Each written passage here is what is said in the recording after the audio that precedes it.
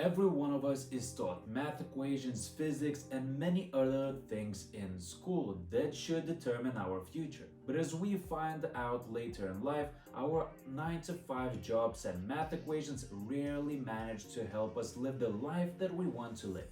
A lot of us start discouraging ourselves, and some of us even fall into a deep depression due to this. But to most of our knowledge, things that are not being taught in school are usually the ones that bring us the most value.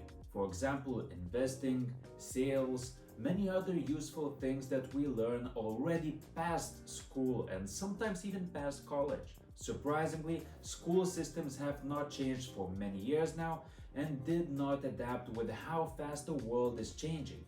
Thus, it is our own job to educate ourselves and prepare for what financial struggles we might face and how to make sure you can achieve certain financial ambitions.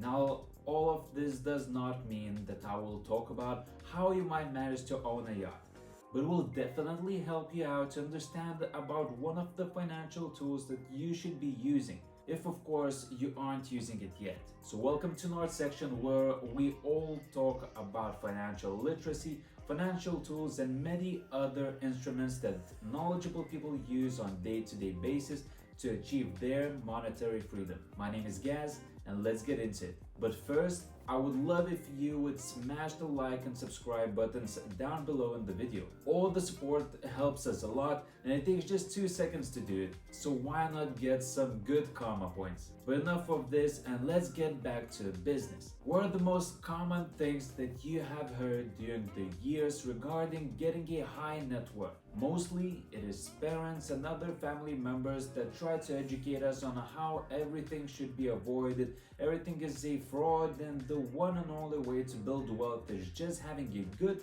and respectable job. And in a way, I tend to agree with the fact that having a respectable and high-paying job is good. But also, it's even better to know what to do with your money, no matter what your income is. And this is where it gets tricky. Then when you start to find the right things to do, most of us just lock up and instead of doing something, just does absolutely nothing. And yeah, it sounds stupid, but that's what happens. Majority of us get overwhelmed with how much there is to learn about investing and trading and learning a profitable skill for your side hustle or anything else. But there are financial tools that are ready for you to use, and all they require is your minimal effort to understand them and apply them accordingly to your personal capabilities. So if you even thought that multiplying your money is something you can dream about, think again. Don't get overwhelmed over everything, and let me explain this magical formula that I'm talking about. And no, it's not what the US government is doing. We won't be printing money out of the thin air, but believe me, once I'm done explaining it, you will get what I'm talking about. So let me present you the 8th wonder of the world: compound interest. In many modern countries, except Islamic, compound interest is used to compound interest on a loan and plays an important role in banking and finance. The compounding of interest, which is often described as interest on interest, is occasionally considered to be one of the greatest inventions by human beings. It is generally agreed that the origin of compound interest can be traced back to old Babylonian period. So yeah, this thing that I'm talking about, very old. So I think it should be common knowledge and everyone has to be aware of it. But sadly, it is not. And not only that, sadly it is missed in school as well. But that is why we are talking about it today. As I mentioned, compound interest is basically called interest on interest. This method helps you grow your money at a faster rate than usual. Usually, your money grows by a simple interest where your gains are calculated on a principal amount. The rate at which compound interest occurs depends on the frequency of compounding, such that the higher the amount of compounding periods, the greater the compound interest. Thus, the amount of compound interest occurred on $100 compounded at 10% annually will be lower than that on $100 compounded at 5% semi-annually on the same time period. Because the interest on interest effect can generate increasingly positive results based on the initial principal amount. Let me give you an easier example. Simple interest, your interest earned only on your deposited amount of money. Let's say that's $10,000 in your savings account with 5% interest rate for 3 years.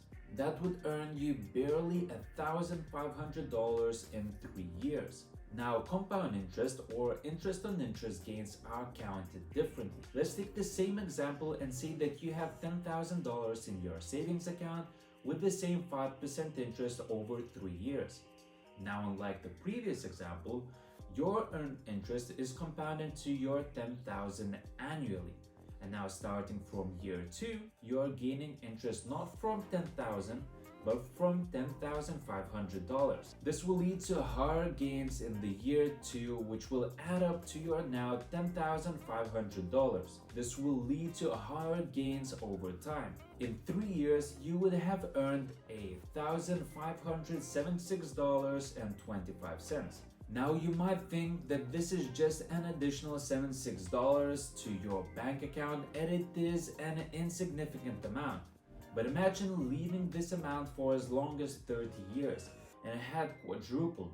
With compounded interest, your invested $10,000 turned into $43,290.42. And with your simple interest, all you have is a measly $15,000, which, don't get me wrong, is still better than the original $10,000. But counting the inflation and the fact that your money has been growing for 30 years is a bit pathetic. So I do think it is a no-brainer to make sure compound interest is one of the things that you will be using for sure, if you hadn't already. Now, there are a few ways to invest into compound interest, and a few of them are mutual funds, saving bonds, zero compound bonds, and most of the accounts compound interest is paid monthly or daily, so I would advise you to do the same thing. As you can see, the significant difference shows up over time as many years go past. The small investment turned into a way larger one just because there was no rush of taking that money out and was used to earn even more money. Many people tend to neglect the fact that having patience when investing is crucial, and it has to become one of the main pillars if chasing any type of financial success. All of us see how everyone is told that investing is easy and everyone could do it, but no one hears about the ones that rush to find their success and fail miserably. That's why if you manage to find your luck in trading and it becomes your main source of income, if you can handle the mental aspect of it, then props to you and go get that bag.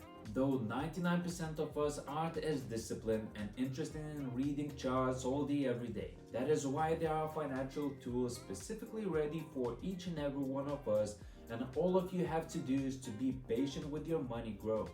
Take your time and you will get to where you want to be eventually. Majority wants quick gains and are capable of achieving them, so if you can understand that, true financial freedom comes over time, because it's not a sprint but a marathon. You also have to understand that you have to start investing as early as you can if you want to see even larger gains. If you are interested, play around with compound interest calculators to find rough understanding of what gains you can expect if you start investing. What amount would you need to invest? How long would you need to invest to get to the point where you would be satisfied? Play around with it and make a move. Knowing stuff and not applying it never made anyone successful, so the sooner you start, the bigger earnings you will be facing. Thanks for staying through the video. Drop a like, subscribe, comment down below what you think about the compound interest, and I hope I will see you in the next one.